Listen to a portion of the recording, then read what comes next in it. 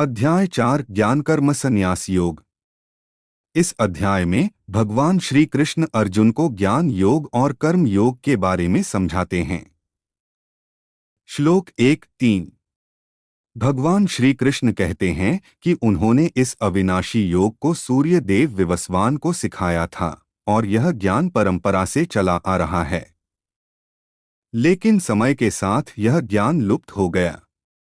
भगवान श्री कृष्ण अर्जुन को यह ज्ञान इसलिए बता रहे हैं क्योंकि वह उनका भक्त और प्रिय सखा है। श्लोक 4-6। अर्जुन पूछता है कि भगवान श्री कृष्ण का जन्म हाल ही में हुआ है, तो उन्होंने सूर्य देव को यह ज्ञान कैसे दिया? भगवान श्री कृष्ण जवाब देते हैं कि वह और अर्जुन दोनों ने कई जन्म लिए हैं, लेकिन भगवान श्री कृष्ण को अपने पिछले जन्मों की याद है, जबकि अर्जुन को नहीं। भगवान श्री कृष्ण अपनी दिव्य शक्तियों के कारण प्रकट होते हैं। श्लोक 7-8।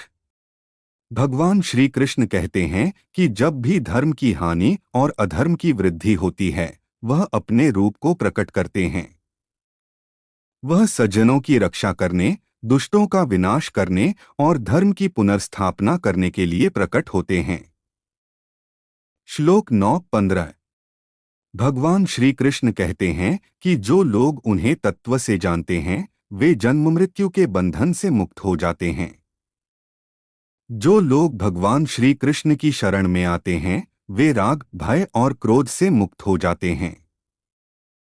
भगवान श्री कृष्ण कहते हैं कि वह 4 वर्णों की व्यवस्था के रचयिता हैं, लेकिन वह स्वयं अकर्ता हैं। श्लोक 16-23। भगवान श्री कृष्ण अर्जुन को कर्म और अकर्म के बारे में समझाते हैं। वह कहते हैं कि जो व्यक्ति कर्म में अकर्म देखता है और अकर्म में कर्म देखता है, वह ज्ञानी है। जो व्यक्ति आसक्ति और अहंकार से मुक्त होकर कर्म करता है, वह कर्मों के बंधन से मुक्त हो जाता है। श्लोक 24-30।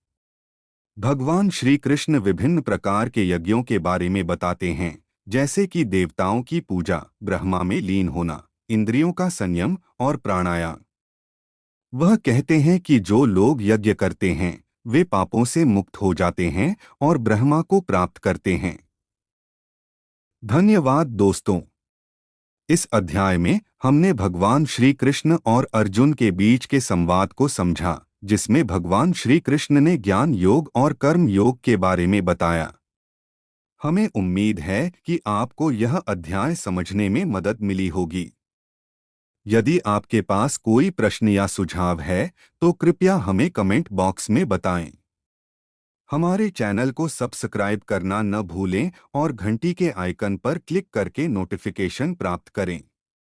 अगले अध्याय में हम आपको अध्याय 5 के बारे में बताएंगे। धन्यवाद।